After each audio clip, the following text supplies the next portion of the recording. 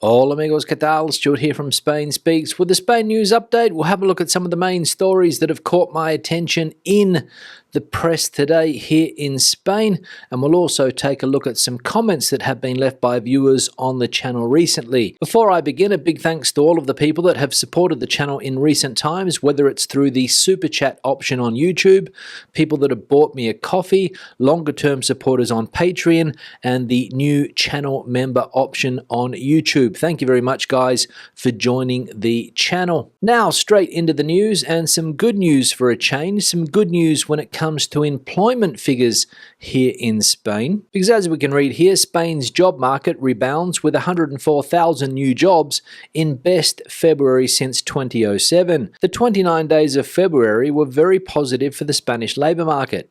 In the second month of the year, 103,621 jobs were created, the biggest acceleration since 2007. With this jump, Spain reaches 20.71 million workers, the highest figure ever recorded in February. The sectors that contributed the most new jobs in the last month were education and hotels and restaurants, and at the same time, unemployment contracted slightly. It fell by 7,452 people, leaving the total at 2.76 million, the lowest figure for the second month of the year since 2008. So there we go, Spain's job market rebounding, more than 104,000 jobs created in February. And you have to go all the way back to 2007 to see figures like this when it comes to the job market here in Spain. However, if I were the government, I wouldn't be cracking open those champagne bottles and celebrating just yet, because unemployment still sits at 11.6% officially, I believe. Now, the second piece of news, and Spain's problem with illegal immigration continues to dominate headlines. And as we can read here, more than 20 narco boats unload migrants in Almeria due to lack of means of the civil guard to pursue them. In a period of less than 12 hours, the Almeria coast has witnessed an avalanche of boats disembarking migrants from Morocco in the vicinity of the Cabo de Gata Natural Park. More than 20 narco boats have arrived so far. The increase in human smuggling activity highlights the growing migratory pressure on the Andalusian coasts and the use of increasingly risky methods by human smuggling networks between Africa and Europe. Migrants arriving from the Rif region of Morocco suffer conditions marked by a lack of economic opportunities, repression, and institutional neglect, pushing many of them to take desperate decisions. As El Mundo has learned, in Almeria the situation is complicated by the fact that the boats assigned to the maritime service of the civil guard are not in operational condition, which represents a significant obstacle for surveillance and response operations to drug trafficking and human smuggling activities. So 20 narco boats, according to El Mundo, taking migrants from Morocco to the south coast of Spain, Almeria to be exact, obviously not carrying drugs this time, or at least I don't think so, only illegal immigrants, people looking to improve their living conditions on the European continent. And the situation not helped, of course, by the fact that the civil guard, who are in charge of controlling that part of Spain, just don't have the necessary resources to tackle the issue. And the final piece of news we'll look at today, and unfortunately another fire in the Valencian community has claimed the lives of 3 people. As we can read here, 3 people dead, including a child, and 15 injured in fire in Villajoyosa, Alicante. 3 people have died, one of them a child, and 15 others have been injured by smoke inhalation in a fire early Monday morning in a house in the Alicante town of Villajoyosa. The fire occurred shortly before 2:15 a.m.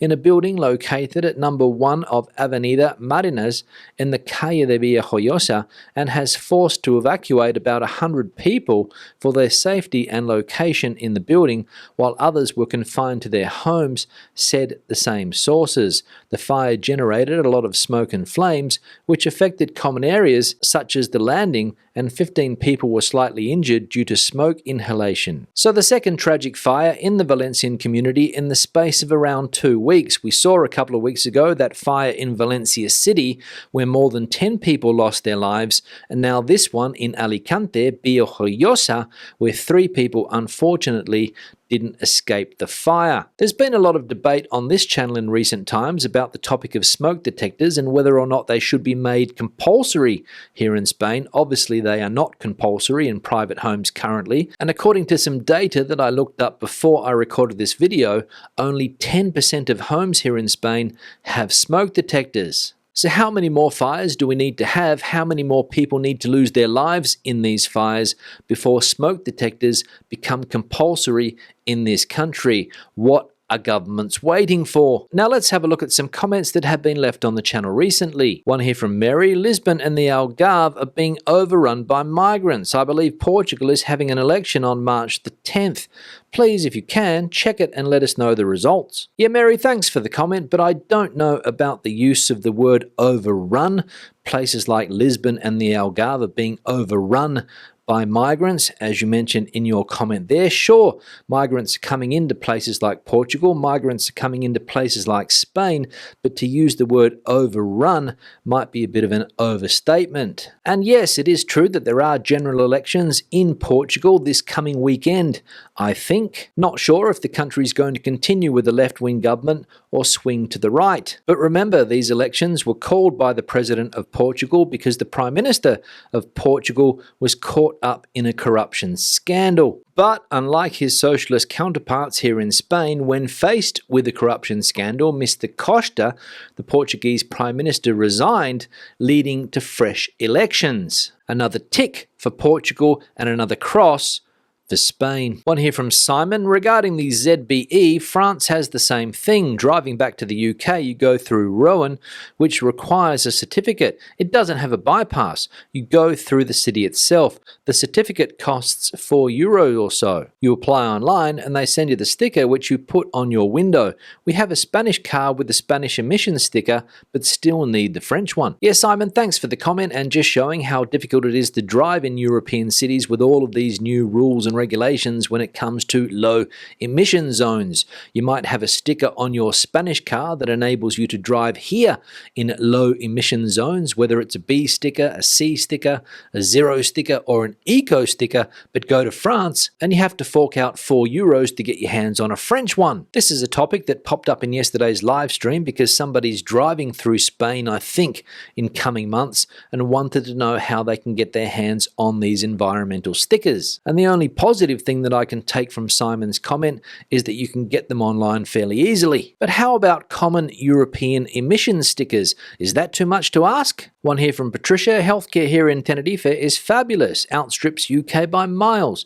In 23 years, no adverse experiences, and the system has got better and better. Yeah, Patricia, thanks for the comment, and this is also a topic that popped up in yesterday's live stream. Somebody mentioned in a comment that they were very content with the health system here in Spain. I also said that I haven't had any major issues in my time using the system here. Of course, the public healthcare system, not the private one I'm talking about. And Patricia also saying there that after 23 years of using the system, no adverse experiences, which is a pro. So I think in general, we can all agree that the public healthcare system here in Spain is pretty damn good. One here from Johnny. Beautiful pic today. Yeah, Johnny, thanks for the comment, and obviously referring to the pictures that I put on the backdrop here. Whenever I do a live stream, viewers send me in their pics of Spain and I put them up here on the green screen. The picture that Johnny's referring to is this one here, the picture of snow-capped mountains in the Basque Country that was sent in by Marianne, who I think is currently doing the Camino de Santiago through that part of Spain, and a fantastic pic it is indeed. So thanks, Mary, for sending that one through. Thanks, Johnny, for liking it. And if anybody else out there has a picture that they have taken in Spain that they would like to see on my backdrop during those live streams, spainspeaks@gmail.com is the email address to send it to. Another one here from John. Hi, not surprised to hear about the dodgy corruption cases by 2 of your politicians in Spain. If you dig deep enough, in most countries it would be quite common. Regards from UK. Yeah, John, thanks for the comment, and you're right. If you start digging in any country, you will find corruption. Sometimes you have to dig a little bit just to scrape the surface and you'll find corruption. Sometimes you have to dig a bit deeper, and sometimes you'll need to dig a massive pit, but you can be guaranteed that you'll find find corruption there somewhere. As I have said on many an occasion, Spain is not unique when it comes to corruption. But what surprises me about corruption in this country is that the same type of corruption takes place year after year after year after year. They can't seem to get rid of it. And as I mentioned the other day, we're not talking about sophisticated corruption schemes. And the question that I always ask myself is how many more of these basic corruption schemes need to come to light before somebody decides to fix the situation? That's the question. One here from CC, great and informative videos. Thanks. You should travel in Central America to learn how great it is to live here. Greetings from paradise, even if not perfect. Do not tell it to other expats. We do not want our paradise ruined by gentrification. Yes, CC, thanks for the comment and glad that you are enjoying your life there in Central America. I mentioned this topic last week, can't remember exactly how it popped up, but somebody I think said that they were moving to El Salvador, and I said good luck with that. Because in my opinion, one of the big problems still with a lot of countries in Central America is the issue of personal safety. But according to many people who left comments on the channel after my comments about Central America, it seems to be a safe place. So the crime statistics must be wrong. And the final comment here from Vincent, the reason for the increase of American buyers are language, most speak Spanish, the dollar against the euro is a win-win for the Americans, the climate is like Florida, America is now a very expensive place to live, Spain is a lot safer than the USA, the health system is better in Spain. Yeah, Vincent, thanks for the comment, and this is another debate that we have been having on the channel recently because of all of the Americans that are buying property here in Spain. I think we saw last week that Americans purchasing property in Spain in 2023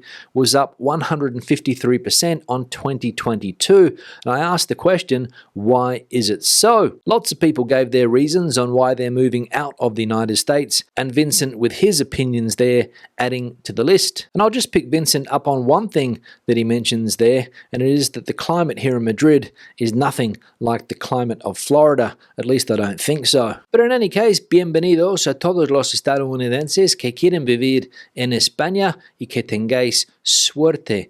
On that note, I'm going to wrap the video up. Questions and comments, please leave them in the section below. If you have anything to add to the conversation today, the comment section is the place for you. Give the video a thumbs up if you liked it, thumbs down if you didn't. I'll see you in the next one. Hasta luego.